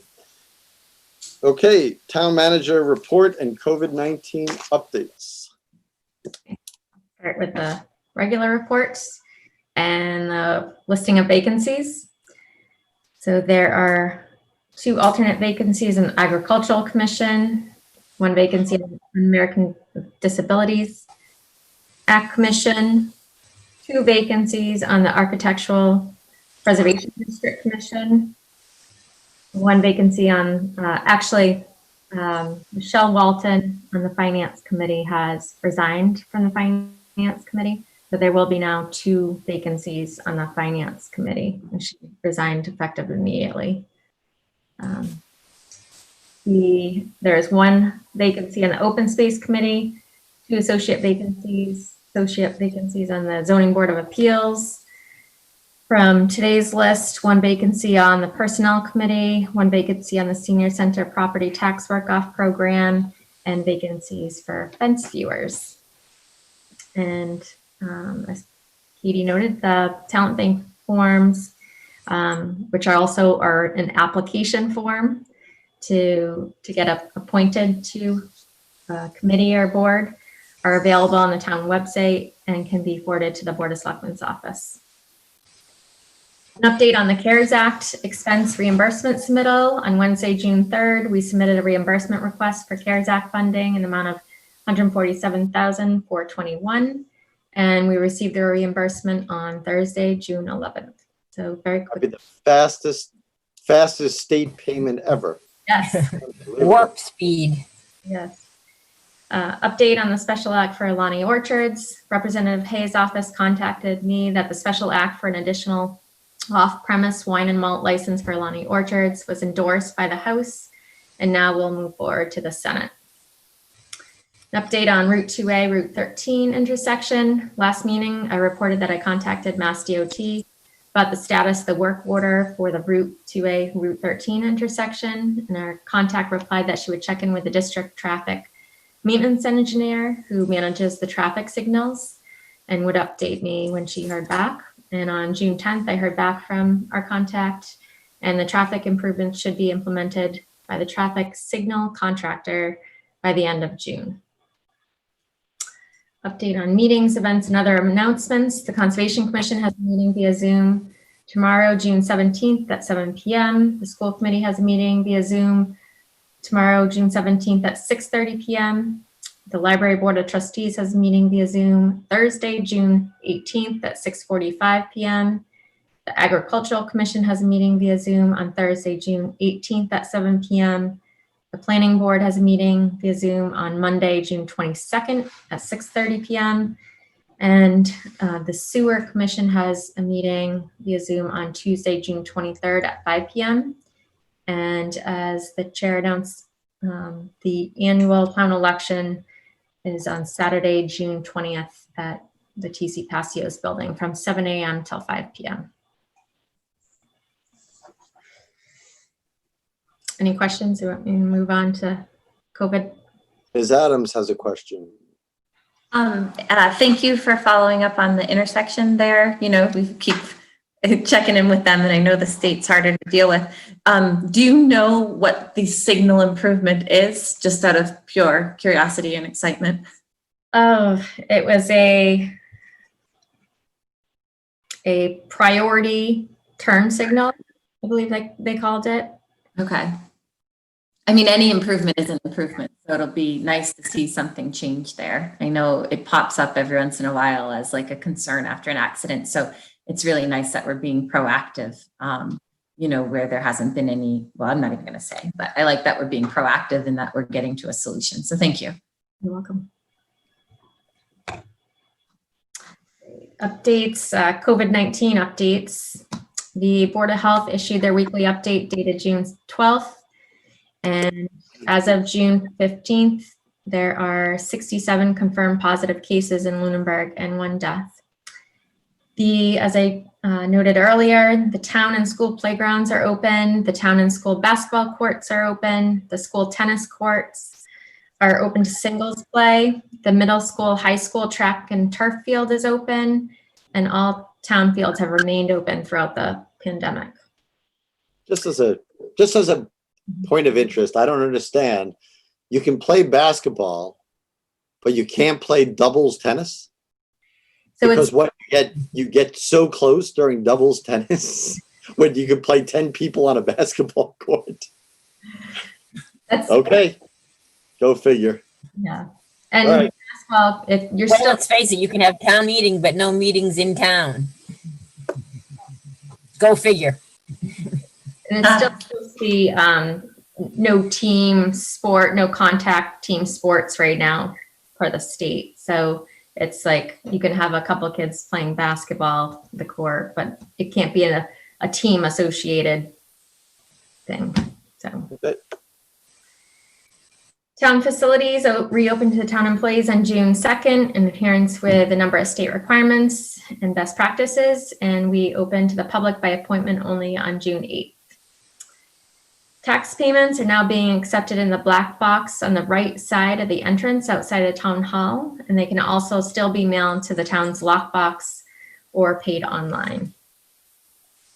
Updates from the state and federal government. In Massachusetts, as of June 15th, there were 105,690 COVID-19 cases, 7,647 deaths, and 712,875 patients had been tested.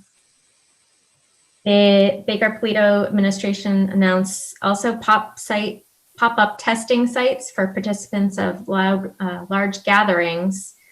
So tomorrow and Thursday, there will be over 50 free testing sites available. And I believe one is located in Fitchburg. So through www.mass.gov/get-tested.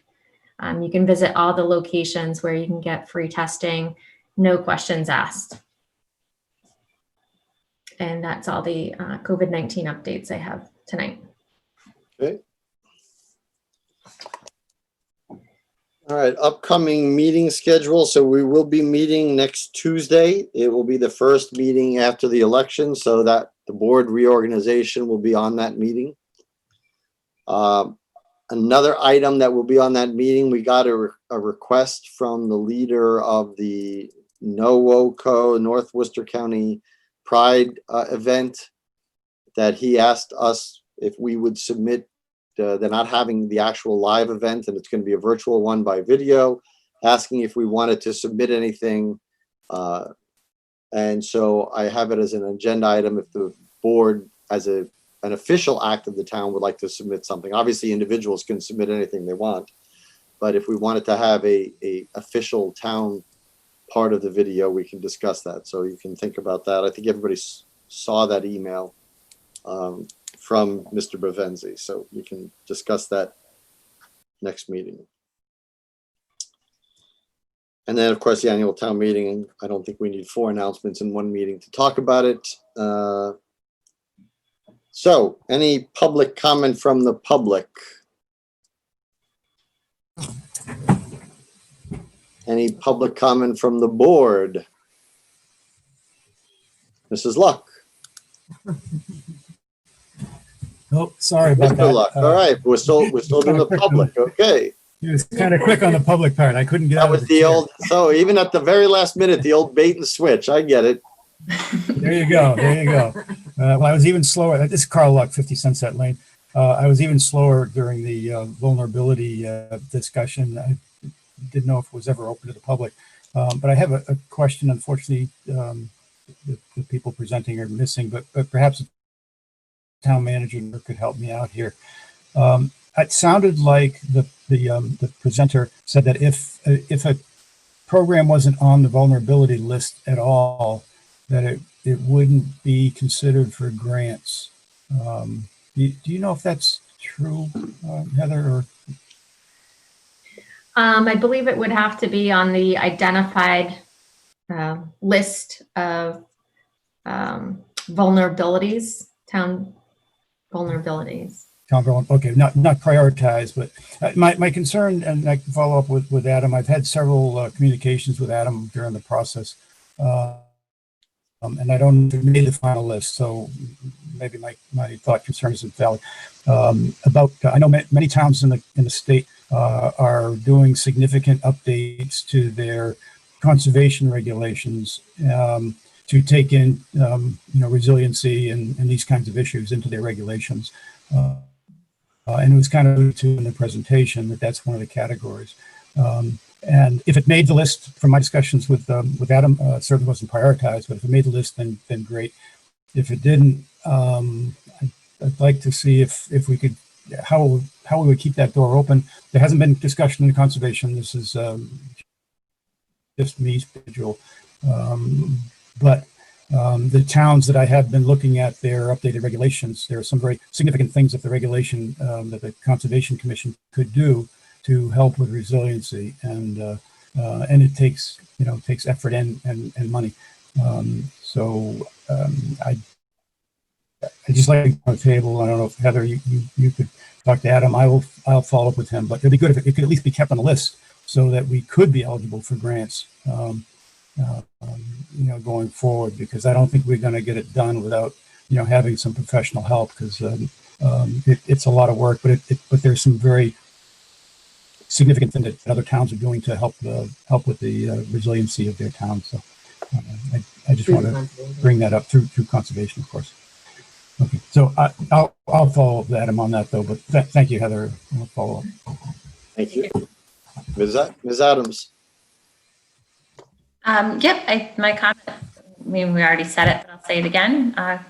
Thank you, Phyllis and Damon. You'll be missed. Thank you. Mr. Jeffries.